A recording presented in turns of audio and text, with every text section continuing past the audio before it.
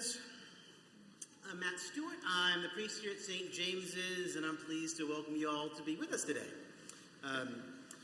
In just a moment, a leader of our church, Nancy's going to tell you a little bit about our mysterious speaker today.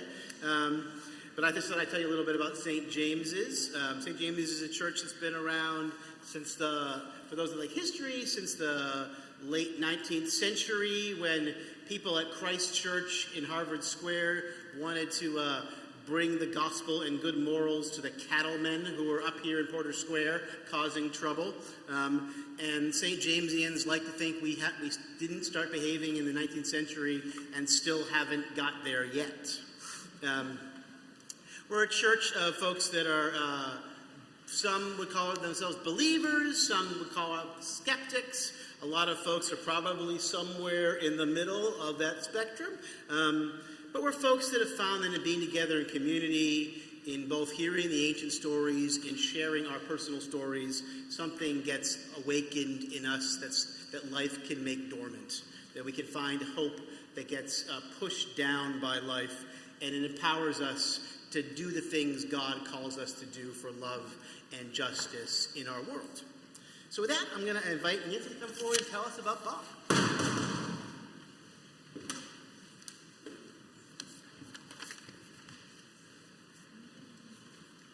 Jesus said that a prophet is not honored in his own hometown.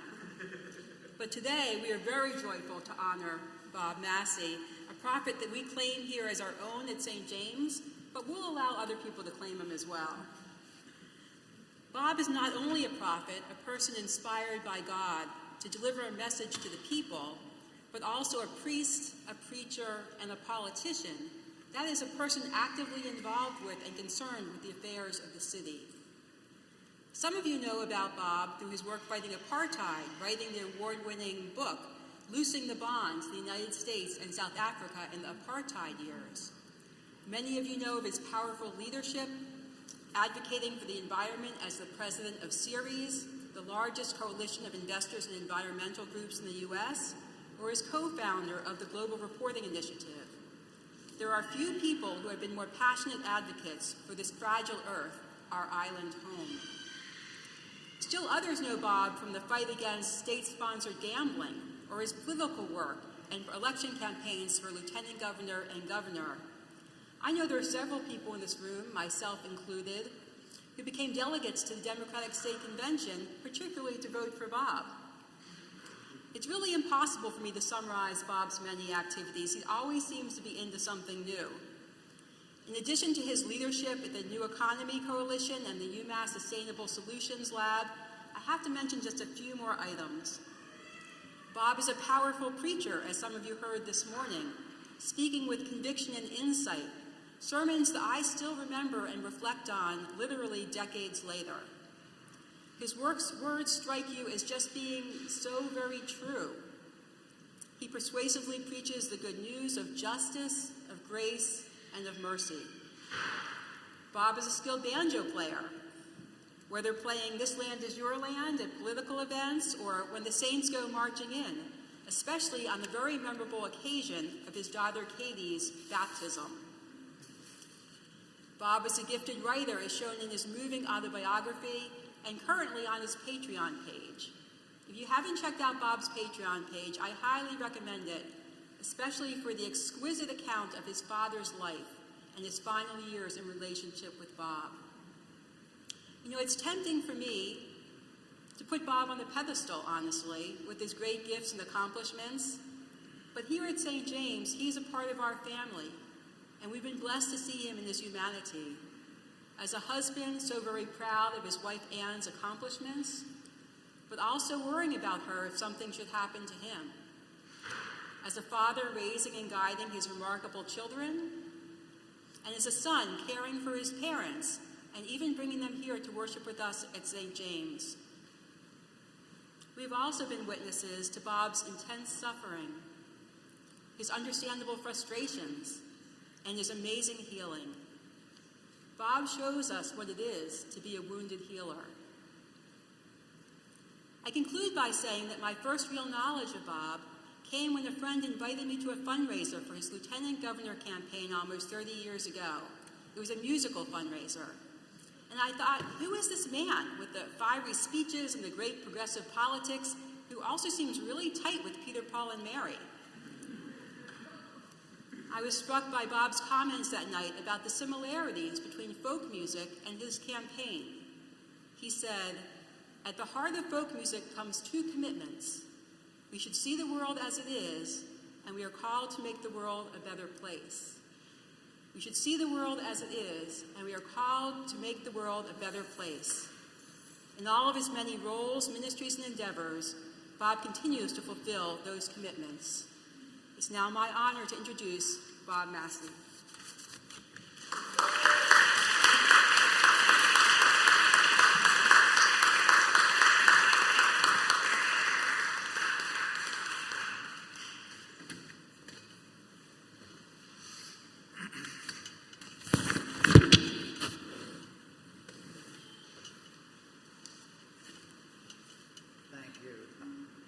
Bringing me that little clock. I'm going to try by having a clock right here to make sure. All right, thank you. Good luck with that. I don't know how to take that challenge.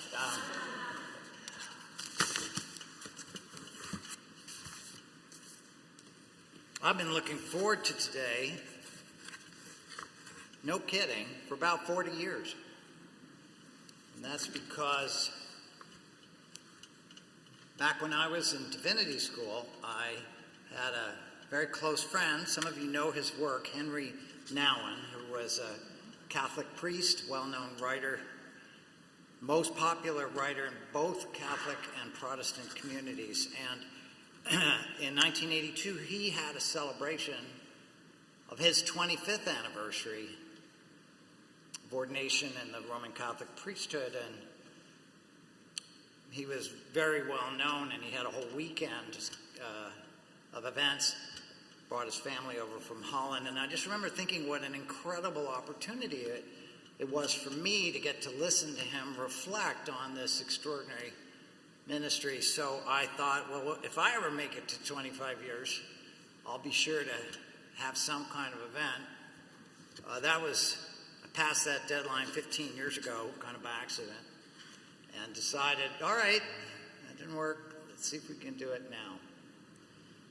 For those of you here this morning, I just want to repeat, it's an incredible privilege to see so many people who've played such an important role in my life.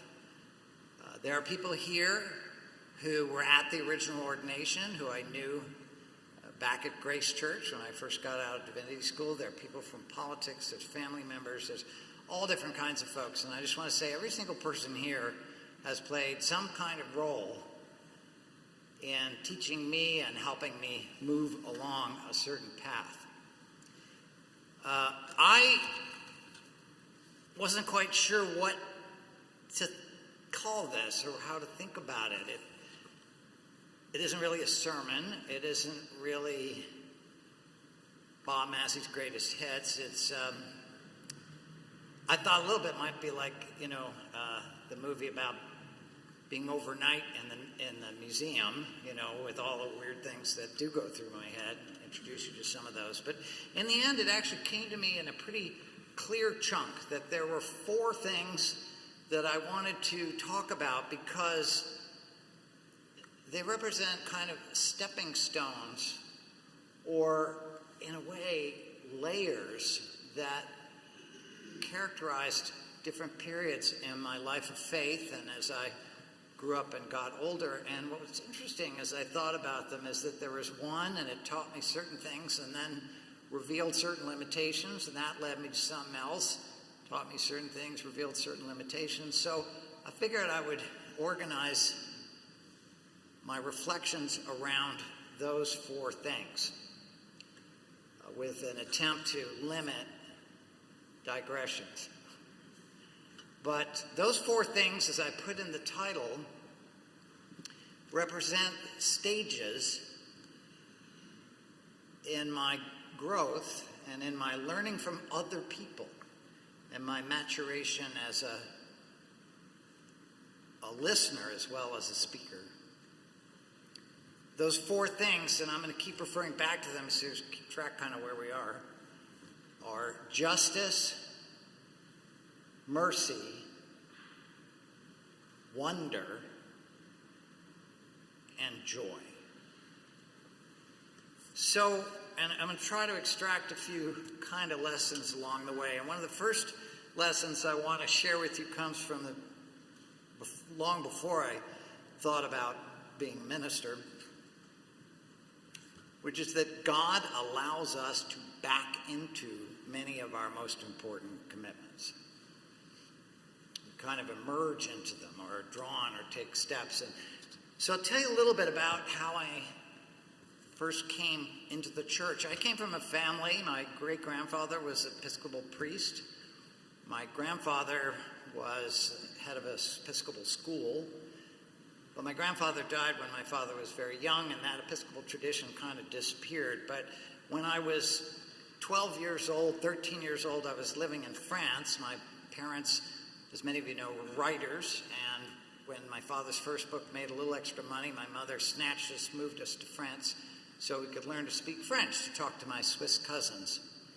And I went to a French school.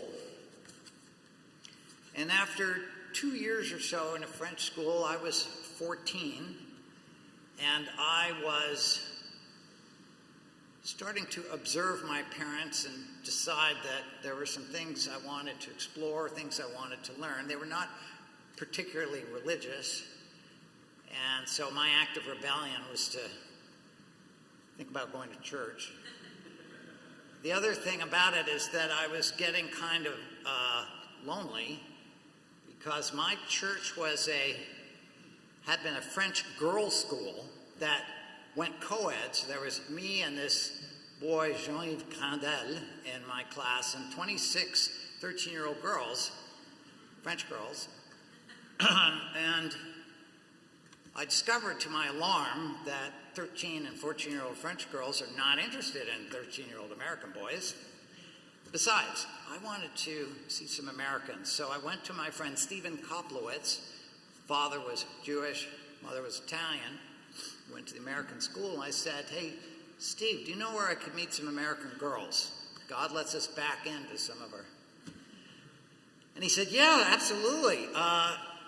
The American Church in Paris, which is a Protestant church on the Quai d'Orsay, they have a youth group." And I thought, okay, all right, that sounds okay. And I went there. To my surprise and pleasure, there were not only a sampling of American girls who were very friendly to me, at least in the early 13-year-old version, but there were also conversations about God that appealed to me.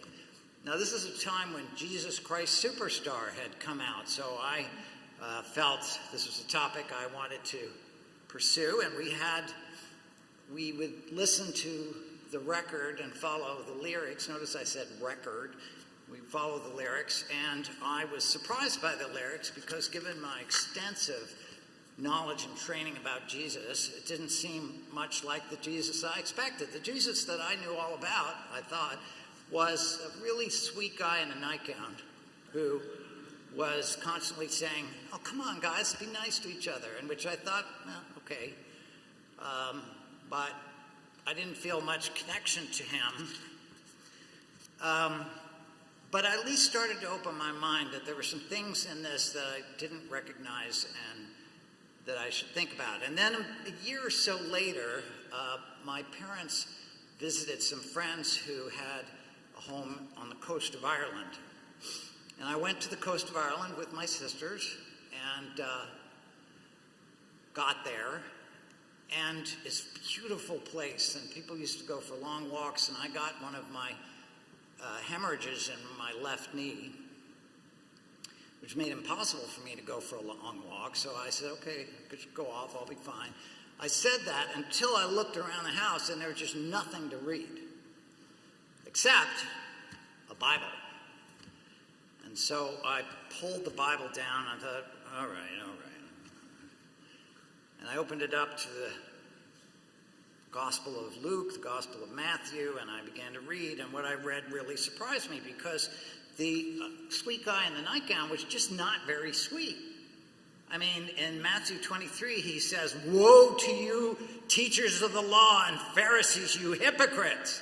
You're like whitewashed tombs, which look beautiful on the outside, but on the inside are full of the bones of the dead."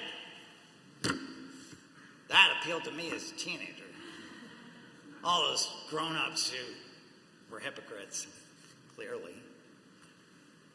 Now, it was interesting. I've learned since then that a hypocrite, which we kind of mean as somebody who's sort of deliberately hiding who they really are, who says one thing but means another, actually comes from Greek theater.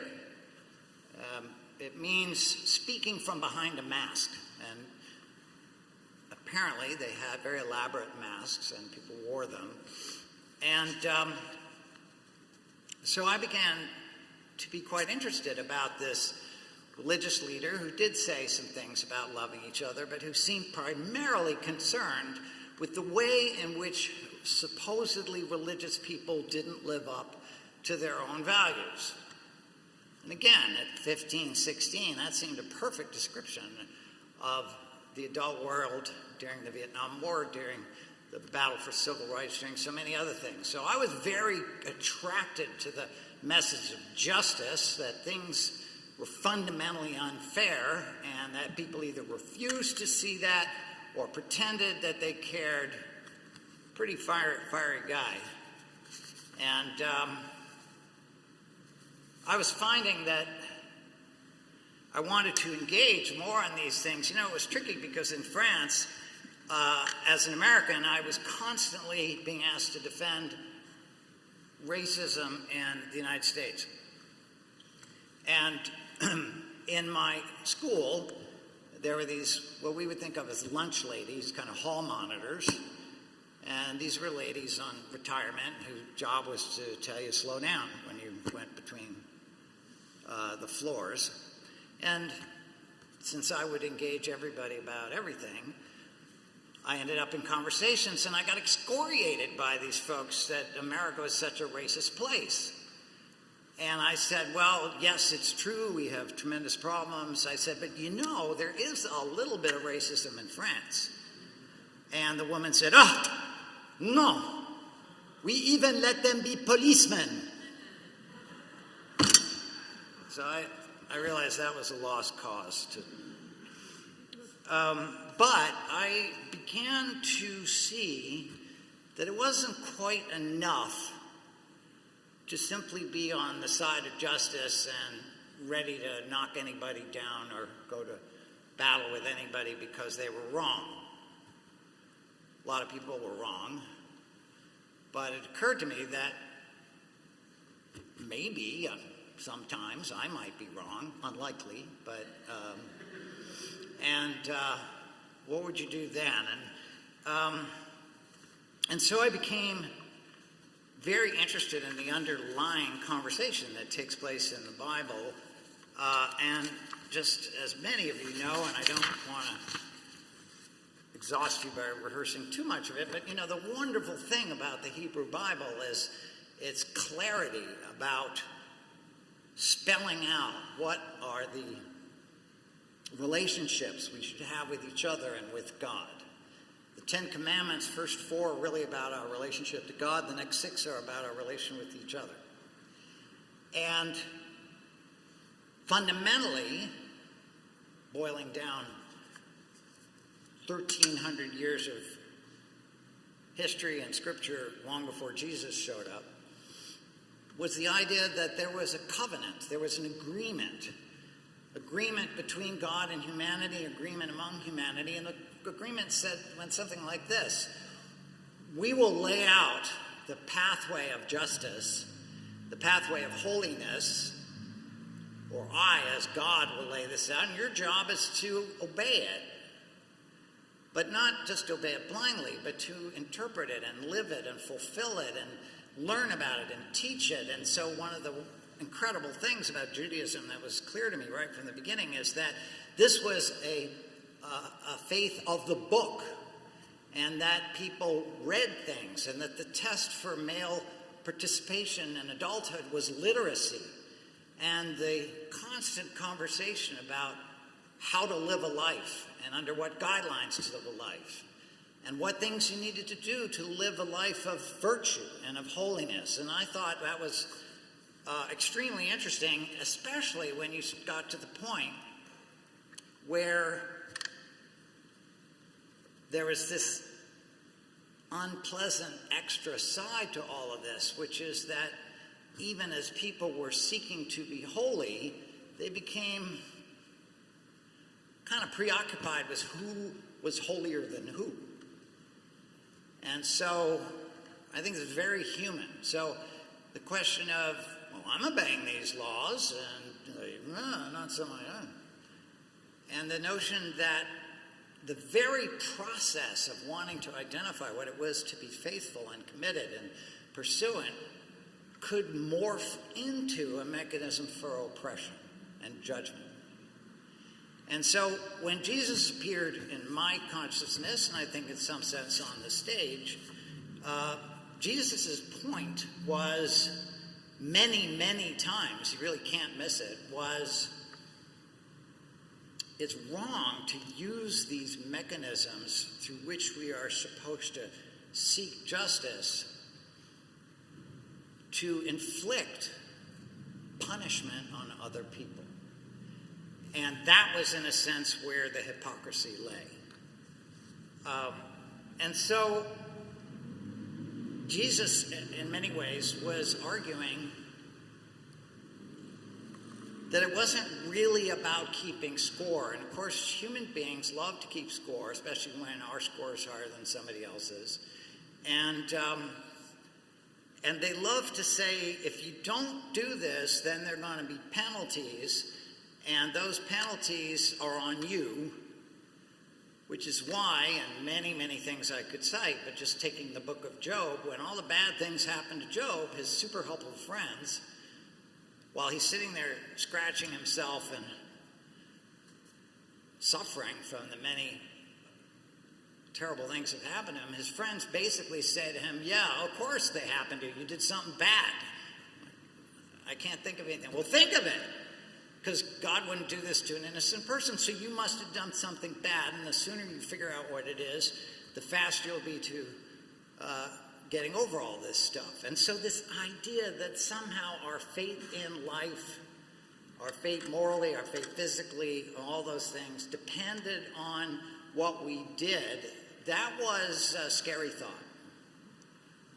And I'll tell you, you see it throughout the Gospels, because very often people with illnesses, a person born blind, someone who can't walk, the question is nothing to do with medicine. It has to do what bad thing did they do to deserve to be blind and so forth. And as someone with a disability, that's a pretty harsh thing to live with. And it's not dead. We certainly see it in American politics. Well, you know, if you didn't want bad things to happen to you and medically, you shouldn't do this thing. So blaming the poor, blaming the people with illness, blaming them is something that's built into this logic of comparison. And Jesus fought that. And I thought, okay, that's somebody that I'm pretty interested in. One of the typical stories from one of the Gospels is the tax collector and the Pharisees. So this is a story where two people walk into the temple to pray to God. And the tax collector, who had a really unseemly job where basically you were supposed to collect taxes and anything else that you could extort out of the people you spoke to, tax collector is mindful of his failure and goes in and says, Lord, I confess I am a sinful man. That doesn't excuse what he did, but at least he's aware. The Pharisees were people who believed that they were doing everything they could to live by the law. The Pharisees' prayer was, thank you, God, that I'm not the tax collector. So this judgment, system of judgment, exempted people from thinking about themselves, and we still see that so much. So that's justice. All kinds of good things about it. but a kind of inner contradiction. So now let's go to mercy. And here I have to bring in my experience in South Africa, because I first became interested in South Africa at the age of 16 in Paris, because I had an American friend, a woman married to a French filmmaker, and she invited me to come over and see a film by this South African filmmaker, black South African. And I was restless. My parents didn't really care what I did. Can I go out? Sure. And I went and I watched this film, and it was a devastating film that he was putting together about the resettlement camps in South Africa, which were, because they wanted cheap black labor for the gold mines and for sugar fields, and they would force black young men to live in these barracks, and then they would send the women and children off to these resettlement supposedly areas where there were no resources and where 50% of children died by the age of 5. In addition to that horror story, his film was full of images of American brand names, Ford Motor Company, GM, GE. And, being 16 and it being 1968, I thought we'd solve racism. And I couldn't believe that there was a country that was committed to an aggressive, industrialized system to make it as horrible as possible in order to benefit another community. And this whole connection to the United States was troubling. And so I became very interested in it, and I was also very impressed by this man whose name was Nana Mahomo. He was from the Pan-Africanist Congress, and what was amazing to me is that he was so quiet. He was so determined. He was obviously given his whole life to fighting this injustice, and rather than frothing like I did, he built a whole mechanism for seeking change. So, fast forward a bit, watching the case of South Africa began to draw me into the idea of both the need to really fight for justice. It wasn't just going to disappear, like Frederick Douglass says, power concedes nothing without a demand. But at the same time, an incredible capacity for patience in the pursuit, not just of justice, but of reconciliation. And here I need to pause, because one of the things I came across about that time was the writings of Henry Adams, whose grandfather and great-grandfather were president of the United States, and he wrote this incredibly long 9-volume history of the United States, which I do commend to you. It's an incredible piece of work. And in the beginning of one of the chapters, he said something that filled me with revulsion. He said, quote, "Politics as a practice, regardless of its professions, is the systematic organization of hatred." And I thought, wait a minute, that can't be true. And then I realized it often was true, but it can't be. What kind of world, what kind of historian, what kind of political person, I was a little naive, I suppose, what kind of person would decide that they could build an entire career, an entire movement on hatred? And I was just learning about World War II at this time. And on top of that, this view was accompanied by a kind of nauseating cynicism that not only was it true, wasn't bother even objecting to it. It wasn't worth it to object. And so I have a real lifelong aversion to cynicism. Because to me, it's people trying to look smart by being the first to declare failure. And there are just way too many people who think it looks cool to declare that imagination is dead and you might as well recognize it.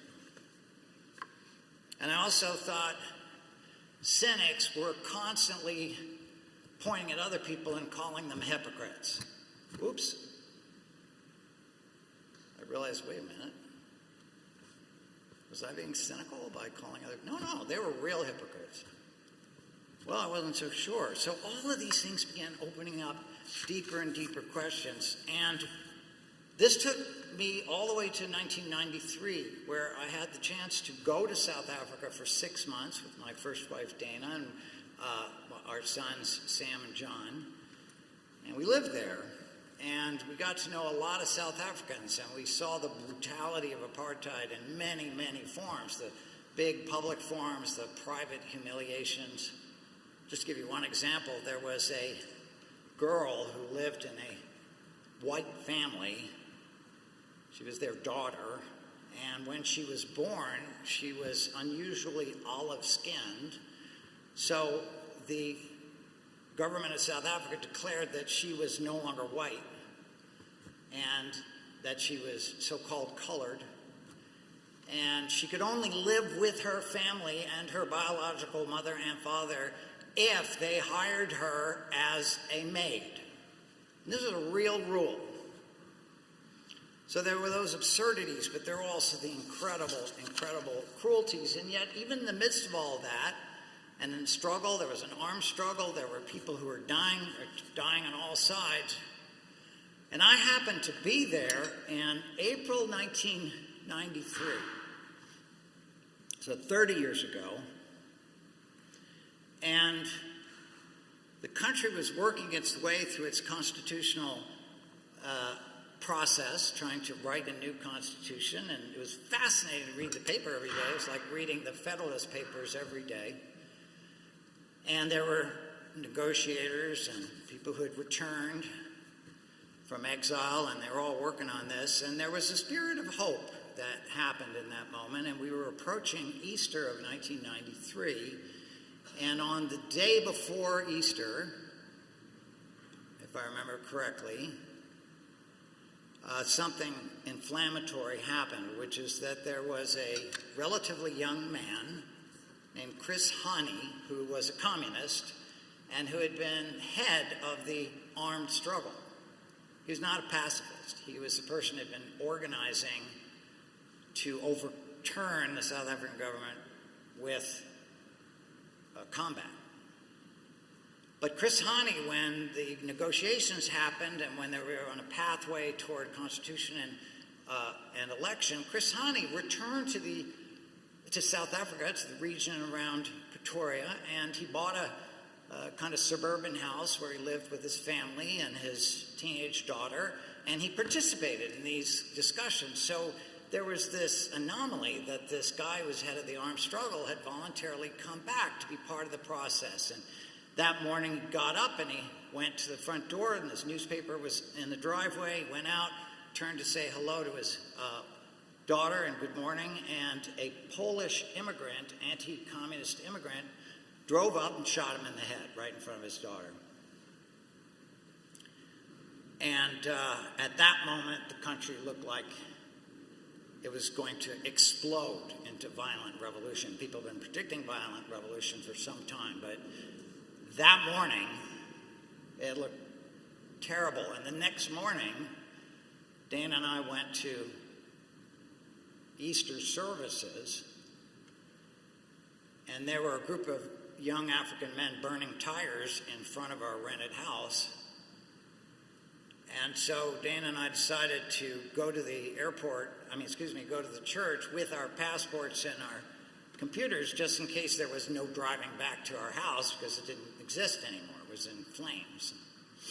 But being in a church service on Easter Sunday, after that act of violence and revenge had taken place, you certainly understood why the population of South Africa, of all kinds, but particularly black and so-called colored folks, had just had it. And the next day, they had a funeral for Chris Hani in the Cathedral of St. George the Martyr, which is the big, beautiful cathedral in downtown Cape Town. And I was there.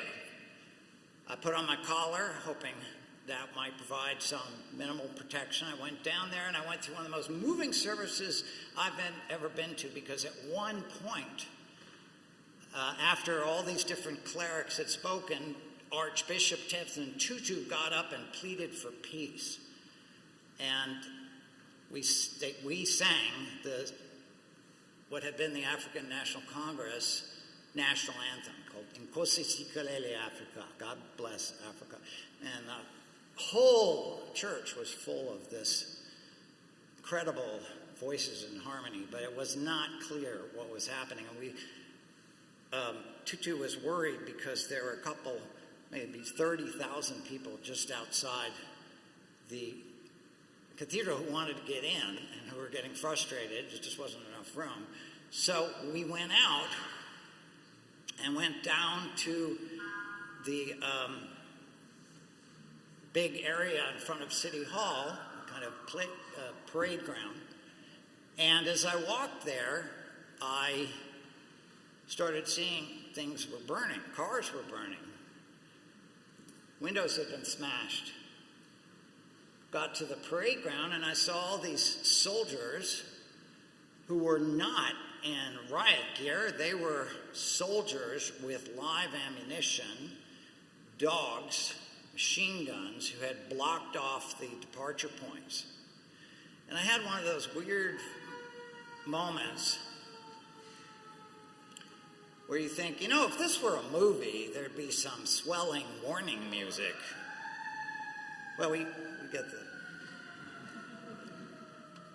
But I thought, there is no special music in real life. And then I saw these young men who were very angry dancing what's called the toi toi. It's a kind of battle dance. And they were dancing it in defiance of the police. And the police and soldiers are over here and the toi-toing men over there, and I'm in the middle, and I thought, I'm not sure I'm in the right place. So I edged away and made it home and turned on the TV, and in the time that I'd made it back to my house, which was not burning, 4 people had been shot dead, and many more cars were burning. Now, I tell you this because obviously there's drama in this, but the greater drama came from what followed, which is that the country did not explode into violence. That so many leaders, Desmond Tutu, Nelson Mandela, but many others who are not as well known, Byers Node, others got up and said, we must stop. This is the path to destruction. And this is not a happy story where everything worked out beautifully, but it is a story where they held fire. The violence did not come. And then through the painstaking negotiation that was criticized and attacked and in an atmosphere of danger, they kept going. They continued to negotiate. And not only that, as you know, they continued to explore how they could back out of a culture of violence and revenge. Despite all of the brutality and injustice, they wanted to find a way to back out. And that's where the Truth and Reconciliation came from. And I knew a whole bunch of people who were involved in designing it.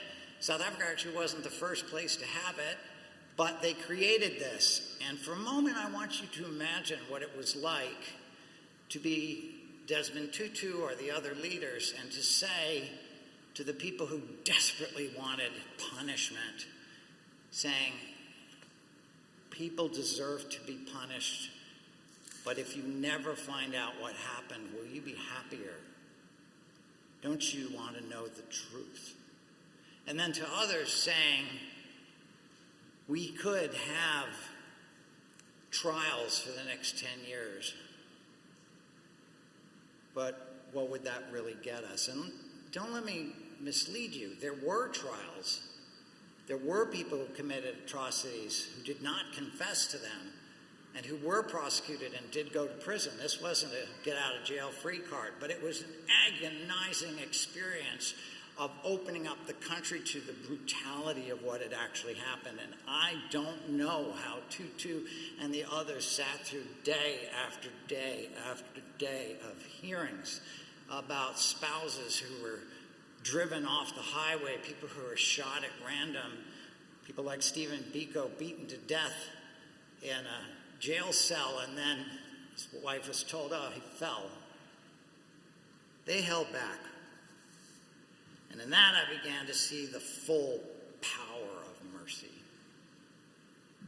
And you know, I'm late to the experience of reading Hannah Arendt, but I have been reading her in preparation for this. And one of the things she says that's so interesting to me is that she says, as human beings, we have the privilege and the power to make choices and to make commitments. And that brings stability into our world and a voluntary participation. But at the same time, if someone commits an error, a sin, a crime, there must be some mechanism, not just for punishment, but also for release, for forgiveness. And she wrote, without being forgiven and released from the consequences of what we have done, our capacity to act would, as it were, be confined to one single deed from which we could never recover.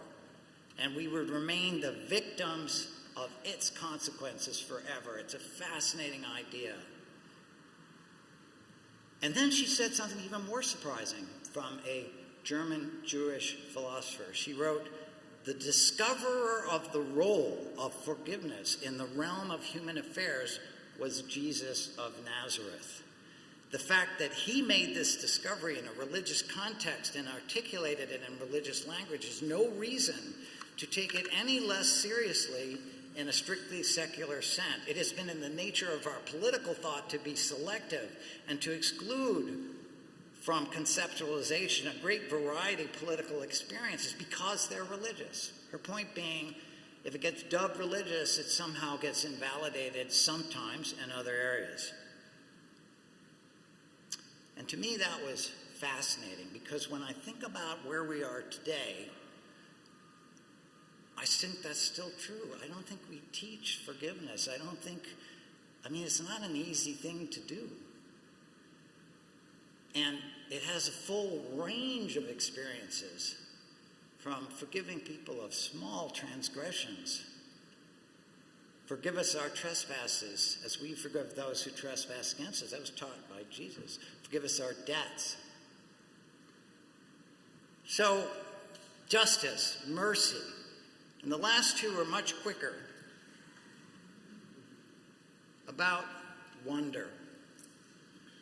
Now, as I've gotten older and had a chance to look into more things, I find more and more things just absolutely incredible. I feel like I somehow didn't appreciate what a world we live in, and every single day I discover new things that blow my mind. I'll start with the wonder of continuity, which you see right here in this building.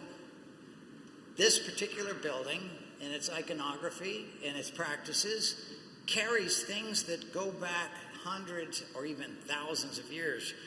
In the Anglican Church, we use a prayer at the beginning of most services called the Collect for Purity. It goes like this: Almighty God, unto whom all hearts are open, all desires known, leaves falling on the floor. And from whom no secrets are hid, cleanse the thoughts of our hearts by the inspiration of your Holy Spirit, that we may perfectly love you and worthily magnify your holy name. Okay, that's an interesting prayer. What's really interesting is that it came from the court of Charlemagne back in the 8th and 9th century.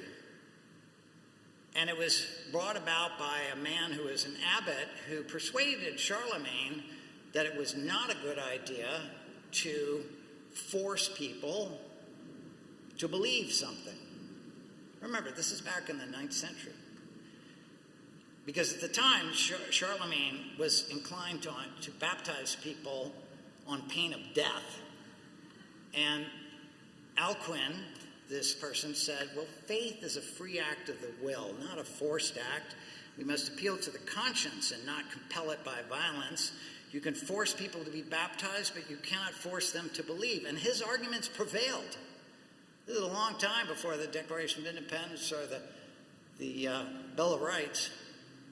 Charlemagne abolished the death penalty for refusal of being baptized until it was picked up again by Thomas Cranmer, who In Anglican history, we have a Book of Common Prayer, which was radical when it was brought into being in 1542 because it was in English. And it was an act of democratization to give the people a holy book in their own language. So Thomas Cranmer took the prayer from Charlemagne and brought it back, and for that he got burned at the stake by Bloody Mary, the sister of Queen Elizabeth I, who hated anyone with anything like Protestant beliefs. But my point is that here we are, we're still praying that prayer. It's just one little thing, very few people know that. But I'm also I can't believe the wonder of the physical world. And boy, I almost preached a whole huge thing on that, but I'll start with being in New York City one day, and I was early for a meeting, and I ended up at the Museum of Natural History, and there was a exhibit on amber, the sap that gets frozen in, and I'm staring at this exhibit, and then there was an ant that was caught in amber, and they said that this ant was 30 million years old. And I thought, boy, that's an old ant. And then it made it even more incredible when I thought this ant has been stuck in that amber for 300,000 centuries.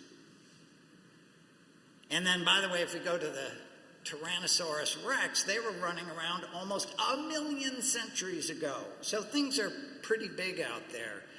And then keep going. The things are endlessly amazing. And one of the things is I've started to read books by scientists and about faith. And boy, anyone who thinks there's some kind of endless battle between science and faith is not reading modern scientists. I read a wonderful book by a guy named John Polkinghorne, who's a particle physicist, Bob Estes from this congregation, and he talks about the incredible implications of a world whose large-scale structured and small-scale process are characterized by a wonderful order that can be communicated in mathematical terms. I never really thought about that, but that is amazing. There are mind-bending ideas in quantum physics like quantum entanglement, where two things get connected to each other, and then no matter how far they're separated in time or space, when one changes, the other changes. My friend, Dr. Stephen Chanick, my college roommate, gave me a book by his boss, the head of NIH, who turns out is a believer. He's one of the great genetics experts of our era, and he very carefully explains why he finds the order and processes that he's learning about so incredible. I could use the other crutch. I'm starting to get a little tired. Good news is I'm on almost page 2 from being done. Thank you. And then if you happen to see me last summer, there's a very high chance that I disrupted whatever conversation we were having by telling you about one of the most amazing books I ever read called An Immense World. And you've got to go out and buy this book. It's about all the creatures in the world and all the incredible senses that they have that we don't have. And I'll just give you a fair bit, tree-hopping bugs that communicate by sending vibrations through the leaves, or sand scorpions that can detect vibration on sand, or zebra finches that can break down hyper-complex details in a fraction of a second of bird calls, or blue whales and elephants that communicate over hundreds of miles because of low-pitched infrasonic calls, or dolphin. Yeah, we know they have echolocation. Did you know that they can tell if another dolphin is pregnant from hundreds and hundreds of yards away because they can tell the differentiation between the echoes? And the point of this is not just how cool is that every creature has its own perception of what reality is. Think about that. We have certain perception. They have different ones. There are moths that can fly across very large spaces because of magnetic waves, and hummingbirds that see in millions of colors that we can't see. And that's the world we live in. So, justice, mercy, wonder, and joy. Now, I realized I couldn't really talk very much about joy without talking about sorrow, but that's such a huge topic. The most important thing I want to say is that sorrow is real. It's not something we say, oh, don't worry, be happy. Sorrow is a fundamental component of human existence and a part of our capacity to be compassionate. So much of our experience in modern life is taking sorrow and trying to drug ourselves about it, distract ourselves, pretend it's not real, make fun of those who are going through it. But my experience in the 40 years since I've been ordained, as I've moved through this deepening perspective on justice, which I have not abandoned, or the deepening sense of the power of mercy, which I have not fully plumbed, or my growing sense of wonder, which I'm only just beginning to perceive. All of that brings me back to us. And this I talked about at length this morning. But in the end, the great privilege, it seems to me, of being human is that we are in community, that we can learn and grow and be part of each other's lives in a way where we continue to learn, and where precisely the places where we need help, others can provide them, or where others need help, we can be part of that network. And for me, I no longer have to slalom back and forth and say, well, that's a Christian idea, and that's a physics idea, and that's an idea from ethics, or that's an idea from history. The great beauty of where I am in life is that I see all these things as being dimensions of each other. I can't explain that. The older I get, the more limited I think our brains and cognition really are, but the more there's a form of exaltation at the heart of it. So I don't think I'm going to be here for the 40th anniversary of this day, but I do hope to continue to compile these lessons, which I believe come from God, and which I believe are available to all of us.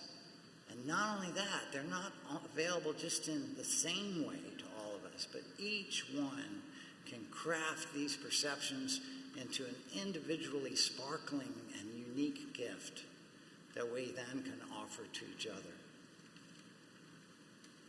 I backed into this. I didn't intend to become the person I became.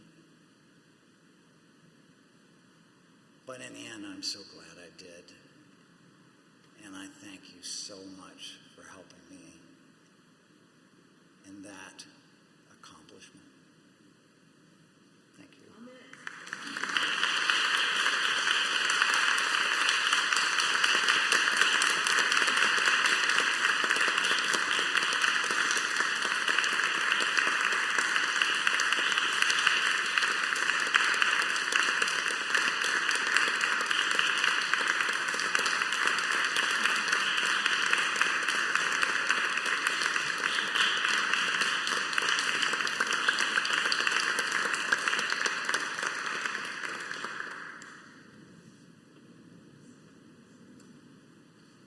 Thank you, Bob, for your service both to the church, but more importantly to the world,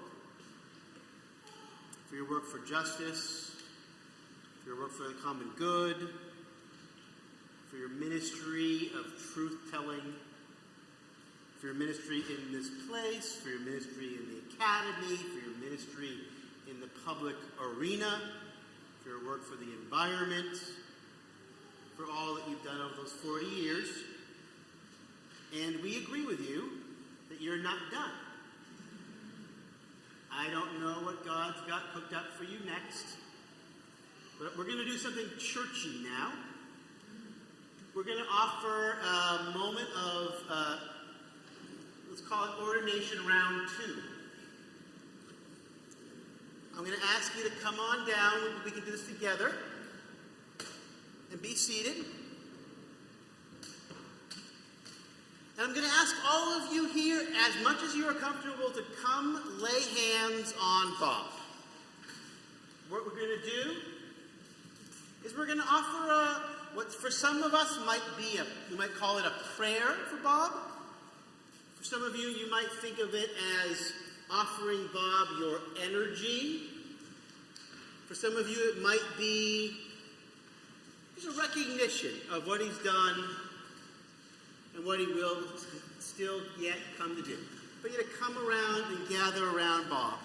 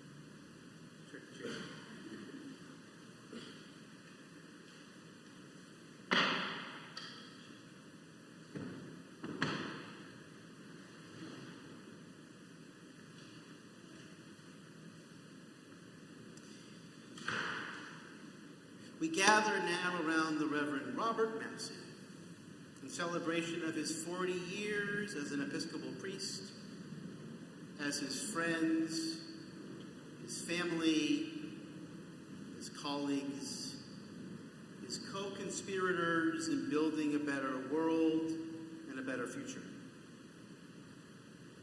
And now we ask that Bob be ushered into a future of service, a future of wellness, a future of contentment, and a future of joy. To all those who hear this as prayer, together we say, Amen. Friends, go in peace.